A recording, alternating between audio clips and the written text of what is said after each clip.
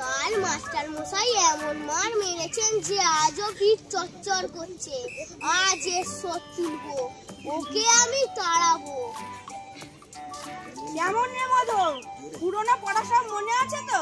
হ্যাঁ, কাল মাস্টার মশাই যা বলে দিয়েছেন সব মনে আছে। আচ্ছা, উদ্ভিদ কাকে বলে বল দেখি? উদ্ভিদ যা মাটি পুড়ে ওঠে। একটা উদাহরণ দে। কেঁচো। কি বললি তুই? রসুন মশাই, রসুন। এখন কিছু বল। তুমি তো পদ্য পাঠ পড়েছো। আচ্ছা, কাননে কি ফোটে বলো দেখি? কাননে কাঁটা।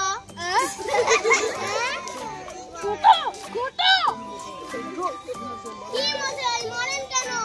আমি কি মিথ্যে কথা বলেছি? আচ্ছা, সিরাজদৌলাকে কে কেটেছে? ইতিহাসে কি বলে? পোকায়।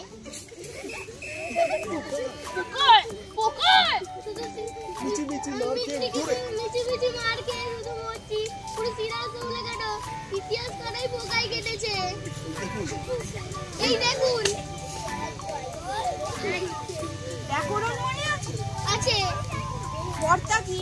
তার একটা উদাহরণ দিয়ে বুঝিয়ে দাও দেখি। কর্তা ও পাড়ার জয়মুন্সি। কেন? ইয়া কর্ম নিয়ে থাকেন।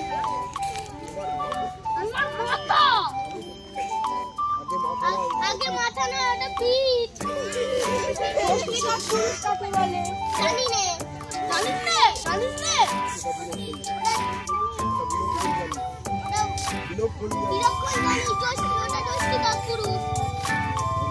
অঙ্ক শিক্ষা হয়েছে? হয়েছে। আচ্ছা, তোমার 6:30 সন্দেশ দিয়ে বলে দেওয়া হয়েছে 5 মিনিট সন্দেশ খেয়ে যতটা সন্দেশ বাকি থাকবে তুমি তোমার ছোট ভাইকে দেবে। একটা সন্দেশ খেতে তোমার সময় লাগে 2 মিনিট। কটা সন্দেশ তুমি তোমার ভাইকে দেবে? একটাও না। কেমন করে? আমি সব খেয়ে ফেলবো, ওকে দিতে পারবো না। আচ্ছা, একটা বট গাছ যদি প্রত্যহ 1 ইঞ্চি করে উঁচু হয়, তবে যে বট এ বৈশাখ মাসের পয়লা 10 ইঞ্চি ছিল, ফিরে বৈশাখ মাসের পয়লা সে কতটা উঁচু হবে? যদি সে গাছ বেঁকে যায় তাহলে তো কথাই নেই। যদি সে গাছ বরাবর সিধে ওঠে তাহলে মেপে দেখলেই ঠাউর হবে। আর যদি ইতিমধ্যেই শুকিয়ে যায় তাহলে তো কথাই নেই। মার না খেলে তোমার বুদ্ধি খোলে না লক্ষ্মী ছাড়া। মেরে তোমার পিঠ লাল করে দেবো, তবে তুমি সিধে হবে।